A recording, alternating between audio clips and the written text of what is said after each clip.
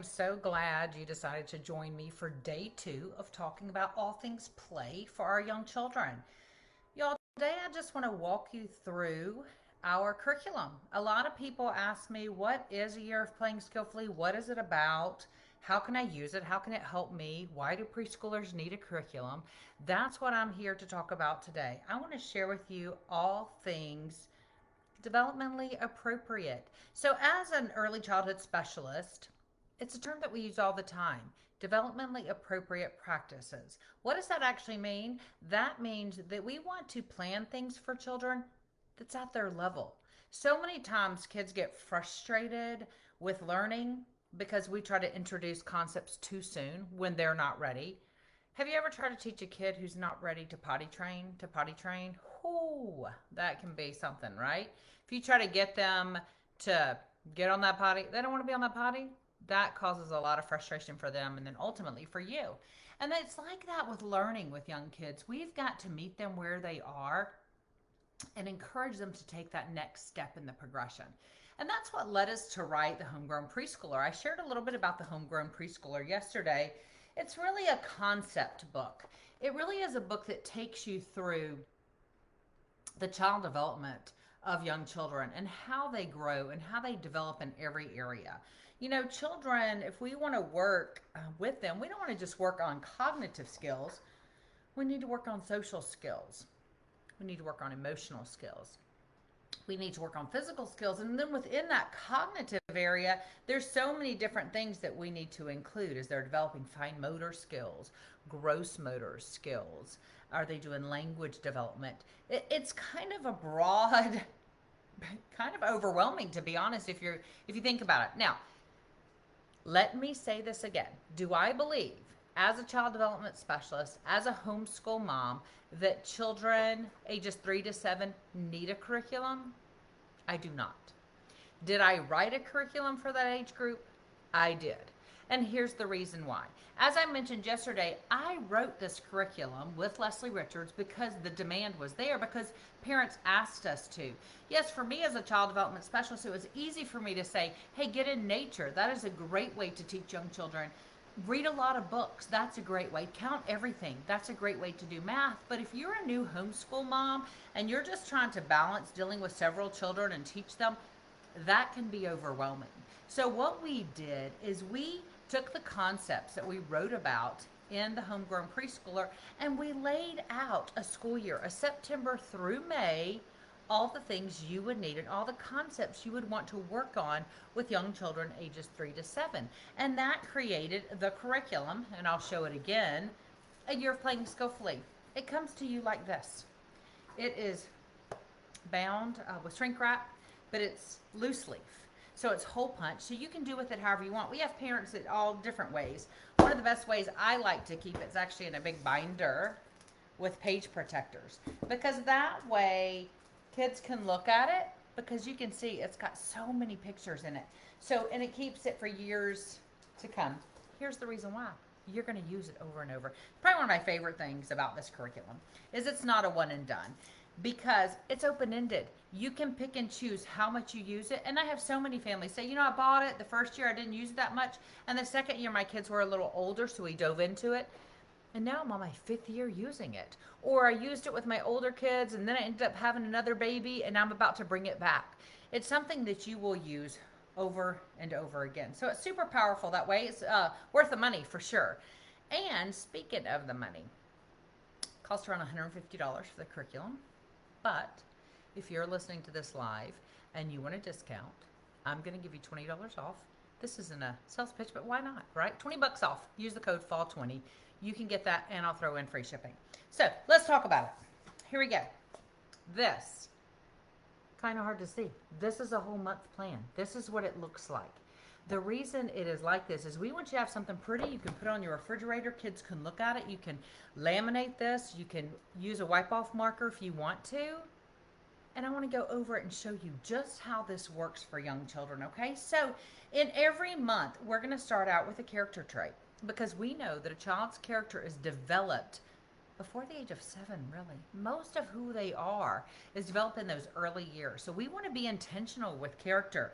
In September, We are working on wonder. That's the thing we're working on. I think October is orderliness and November is Thanksgiving. It's being thankful, thankfulness. So we do something different. I think December might be love. We work on something intentional every month for you and your child. And we include ways to work on that. The other thing we do is we break this out into different developmental areas for you. We give you a language and literacy options for you to work on. We give you outdoor and gross motor. We give you science and sensory. We give you art and music, field trips, math manipulatives, home life, and social emotional, so that you know you have touched on every area. And again, we've planned activities that are developmentally appropriate for ages 3 to 7.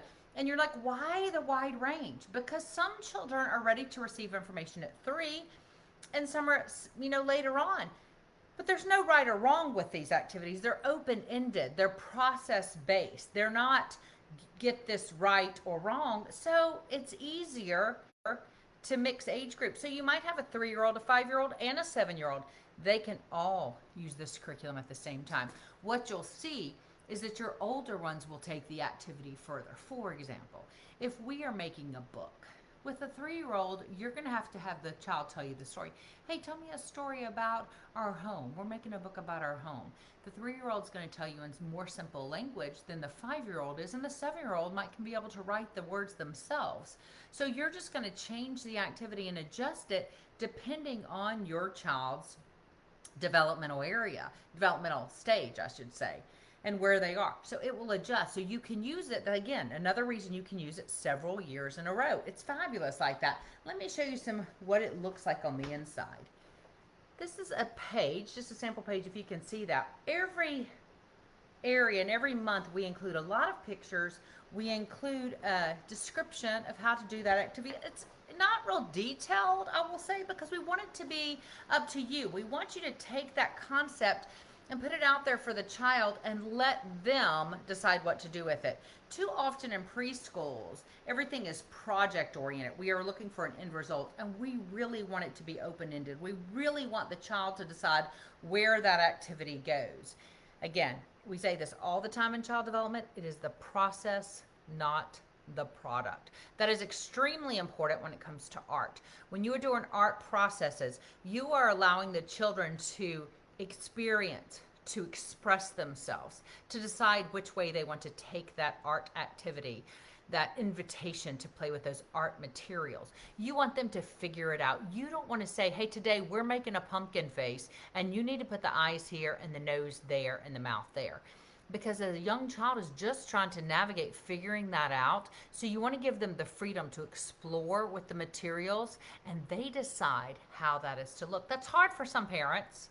They don't want to give up that control, but it is best for the young child trying to learn order and where things go, and also to express themselves, to give the freedom. That builds confidence in those children when they do that. With science, man, science is so easy, right? Get them outside. Go for walks in nature. Pick up things. Stop and observe things. Ask good questions. How do you think that got there? What do you think that is used for? It's so important. And in this curriculum, we give you jumping off places. We say, hey, in science today, go outside and do a nature hunt. Collect things and come back in and maybe glue them on some cardboard or get a basket and collect them. We kind of help you get started. That's why I like to call this a guide. It is more of a guide than like a stringent curriculum. You must follow it. The other thing you'll notice is there isn't a Monday, you must do this. Tuesday, you must do this. It lists all the activities for the month, and you get to pick and choose what works for you. Sometimes parents say, wait, how do I do that again? They don't understand because it's so different from some of the other curriculums out there. But because this is for very young children, we want you to have the freedom to pick and choose. We suggest pick 2 activities from different areas a day. If you do that, you'll get through them. If it's a bad day, listen, put it aside and go to the park or go outside on a nature walk. You don't have to do something every day to get through this. Again, this is a suggestion to help move you along in those help your children move along in those developmental areas. It isn't something that's supposed to guilt you or shame you that you're not doing enough. You're doing enough. We have books every month that we suggest that you read. Listen, reading to your children one of the most important things you can do when they're young is to read to them, to build that vocabulary. We're going to talk about reading tomorrow and writing and arithmetic, so you want to watch that one if that's a concern for you. But you want to keep it interesting for them. You want to meet them where they are, and that is why we don't put the pressure on them to get things accomplished. You make it open-ended. The other thing I love about this curriculum is that we give you some printables. What are printables? They're things to help you build folder games that you can match if your kids are ready. They're non-pressure. Listen, no child is going to learn to read by matching the letters. It's just some letter recognition. Some children aren't ready to do that until much later. Again, we'll talk about that tomorrow, but we have matching games in here. We have all different kinds of things that you can do, and we tell you how to do that. We put that in the back of the curriculum for you. So every month, in your curriculum, you receive a plan. Every month, you're going to have something that looks like that. You're going to have pages that look like this that tell you what to do. And then also you're going to have a supply list. Now, don't panic. That looks really long, but most of these things you have already in your home. They're like stuffed animals and eggs and play sand and scissors and magazines and glue. It's not a lot that you have to go out and buy. It's just stuff we want to say, hey, if you want to gather everything, a lot of people like to gather it and put it in a container. We want to say just do that. Just keep it in a container, label it the month, and then next year, because you do use this year after year, then it's easier to have the stuff close by. Listen, I suggest you take a look at this. This is what I would love for you to do. If you are interested, shoot me a DM with the word sample. I'll send you a sample. Do that on Instagram. That's much easier. Or go comment, and I will send you a sample of September. And you can take a sneak peek. You can see if this is something you're interested in, if this works for you. Again, it is play-based. It is all based on child development. It is all based on play and discovery and experience. Is it stuff you know? Probably a lot of it is. We just organized it for you so you have it all in one place. Again, we did it September through May. The next year we had parents come back and say, hey, what about summer? We want to keep going. So Leslie and I developed summer. So now we have a summer of playing skillfully. It's delightful. We have people that order from all over the world. I know in New Zealand, where my husband's from, people are like, wait a minute, we're on the opposite seasons. Just adjust it. You guys, if you want to do an activity for December and September, or you want to do something from the summer and the winter, whether you live in New Zealand or you live here, that's what's so great about this. You can pick and choose what works best for your family. And you might not do it all this year. You have next year and the next year. And you can do it with multiple ages at one time. If you've got a 3-year-old and a 5-year-old and a 7-year-old, here's the fun thing. Even your 10-year-old and your 12-year-old, because it's so sensory rich. And you guys know sensory is like the best thing to prepare a brain for mathematics. So if you have kids who struggle in that area, get their hands involved in some sensory first thing in the morning. That awakens the brain. That gets them ready to receive that math and science stuff that you're going to do later. So get your older kids in there. One of the things I always would do is I would have my older kids work with my younger kids. And if I was working with another kid, because remember I have lots of kids, so we would rotate. And so what the older children didn't know is, hey, they're benefiting from the sensory just as much as the little kids are. So it's a fabulous way to use this curriculum is for all of the different ages at one time. It's beneficial for them all. It's funny, when I take some of these activities into the classroom, when I'm speaking to adults and I'm training adults, I often find them grabbing the Play-Doh or grabbing the silly putty that we make, and they're sitting there manipulating it because, again, that calms the nervous system. Sensory does. So you'll find yourself drawn to that. That's okay.